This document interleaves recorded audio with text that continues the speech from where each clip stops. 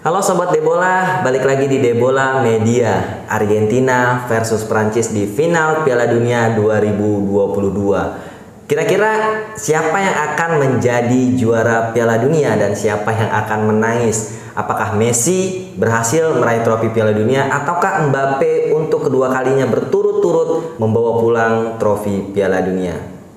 Kali ini saya kembali ditemani oleh Bung Eko. Ya, kita akan sama-sama memprediksikan siapa yang akan menang. Gimana kabarnya Bung Eko? Alhamdulillah sehat. Kira-kira pegang mana nih? Prancis atau Argentina? Menurut pribadi ya, sebelum kita baca statistiknya nanti.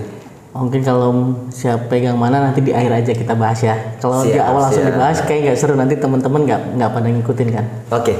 Ini kita baca dulu ya sebelum kita ke prediksi. Jadi ada salah satu berita di media online detik.com, saya baca Prancis siap bikin Messi patah hati lagi. Gimana menurut Bung Eko? Judulnya sih sesuai dengan statistik yang pernah terjadi ya. Jadi dulu di 16 besar Piala Dunia 2018 itu Argentina ketemu dengan Prancis. Di sana ternyata Argentina menang 4-3. Pertandingannya cukup seru. Kalau dulu saya pernah lihat itu cukup seru, di mana saling kejar-kejaran gol. Oke, pada Piala Dunia kali itu Deschamps menugaskan Kante nih untuk menjaga Messi. Sedangkan Kante saat ini nggak ada nih. Kira-kira siapa yang sekuat Kante untuk menjaga Messi? Dan kalau saya lihat Kante ini dulu ya. Saya kalau belakangan ini saya lihat permainannya agak menurun nih. Tapi kalau dulu kayaknya ini orang nafasnya nggak habis-habis gitu kan. 2 kali 45 menit tetap main dengan prima. Siapa yang bisa menggantikan Kante untuk menjaga Messi? Jadi Messi 4 tahun lalu itu masih berusia 31 dan sekarang berusia 35 tahun, di mana pada saat umur segitu dia masih bisa fit untuk bermain gitu kan. Beda dengan sekarang yang kita lihat pun dia hanya 1 sampai 2 kali melakukan pergerakan dengan bola gitu kan. Dia banyak bermain lebih pasif daripada 4 tahun yang lalu. Nah, untuk penggantinya sendiri yang sekelas dengan Kante, saya lihat untuk di tim Prancis memang belum ada. Tapi yang mendekati itu kita punya 2 opsi. Ada Fofana dan Tchouaméni. Di mana pada pertandingan terakhir melawan Maroko, Fofana dan Tchouaméni itu tampil lumayan apik. Jadi kemungkinan Deschamps akan menugaskan Tchouaméni ataupun Fofana untuk menjaga si Lionel Messi ini.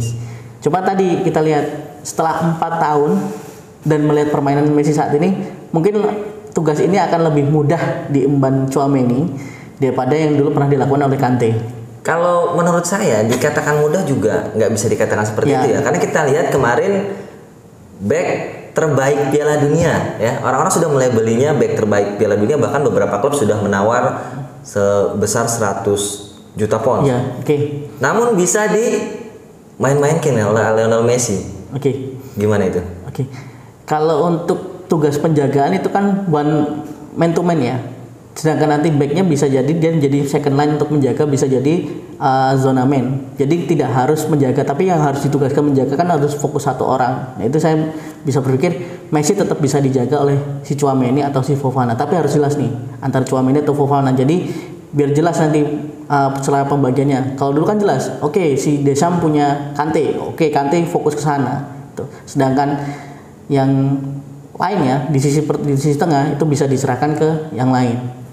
Apakah ada kemungkinan Deschamps akan menugaskan 2 orang untuk menjaga Lionel Messi? Saya rasa terlalu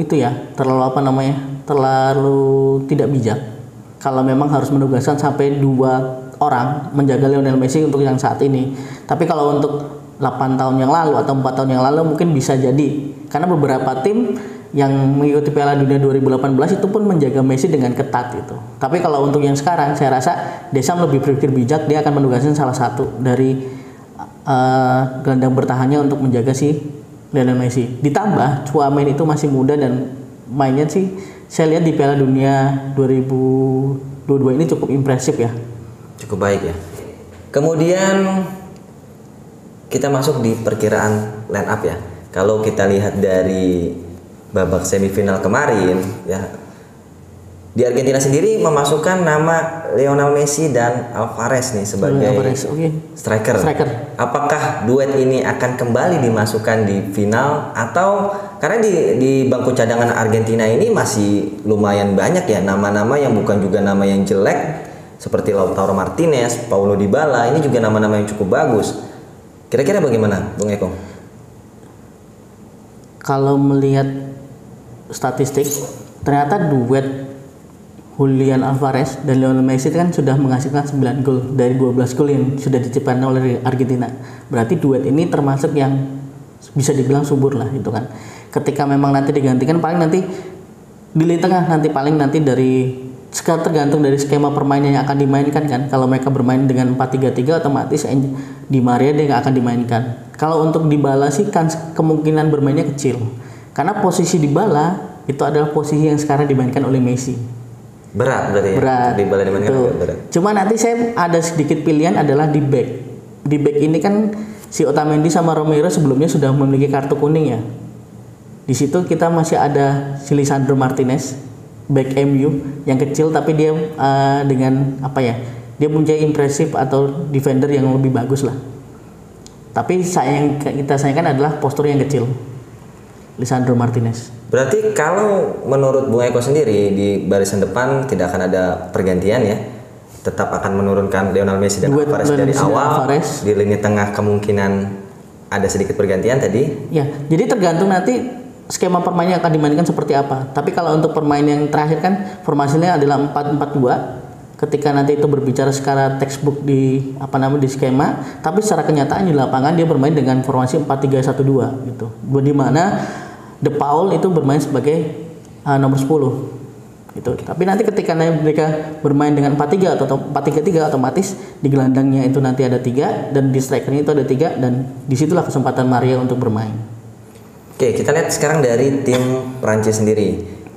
Di semifinal Giroud di depan sendirian ya, di belakang ada 3 orang, Dembele, Griezmann dan Mbappe. Kira-kira akan ada perubahan atau?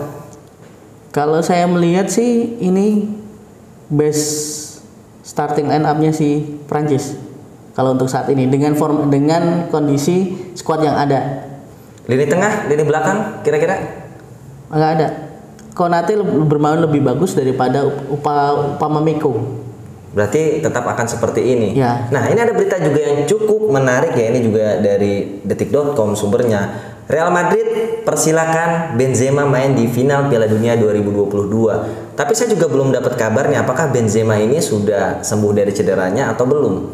Oke, kita nantikan juga berita resminya kan, berarti otomatis kita bisa nanti lihat kondisi terakhirnya seperti apa. Karena saya baca terakhir pun memang sudah diizinkan, tapi secara kondisi di situ dinyatakan bahwa Benzema belum benar-benar fit untuk diturunkan. Tapi kan ketika video ini dibuat, berita itu memang belum ada. Tapi nanti ketika pas saat hari H mungkin bisa jadi si Benzema sudah fit, bisa bermain di menit awal, nanti terus digantikan Giroud ataupun nanti sebagai pengganti Giroud kita belum tahu.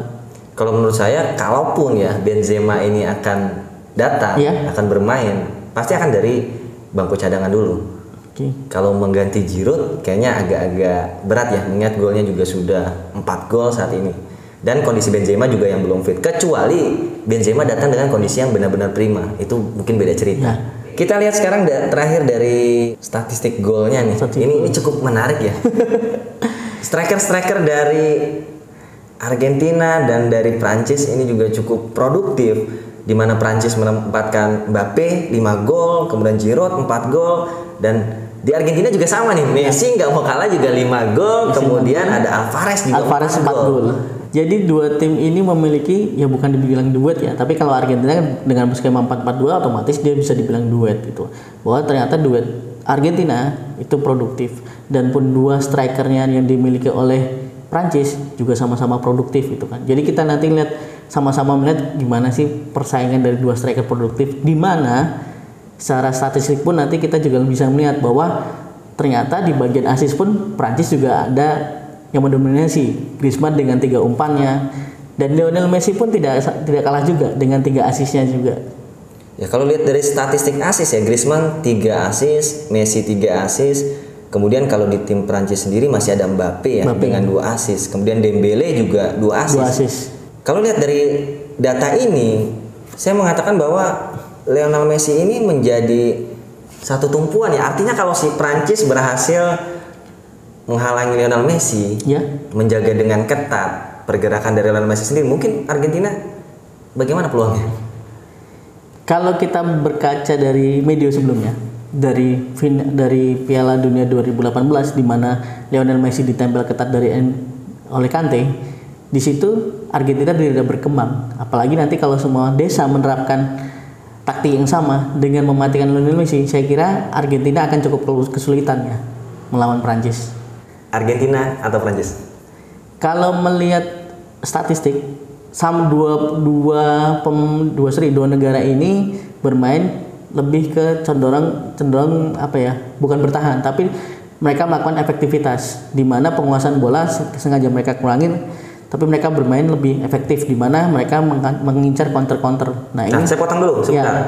Ketika mereka tadinya bermain sama-sama bermain efektif ya, penguasaan bola ya kita lihat sendiri di statistik semifinal keduanya jauh sekali penguasaan bolanya, tapi golnya menang. Ya. Kira-kira siapa yang akan menyerang, siapa akan lebih bertahan?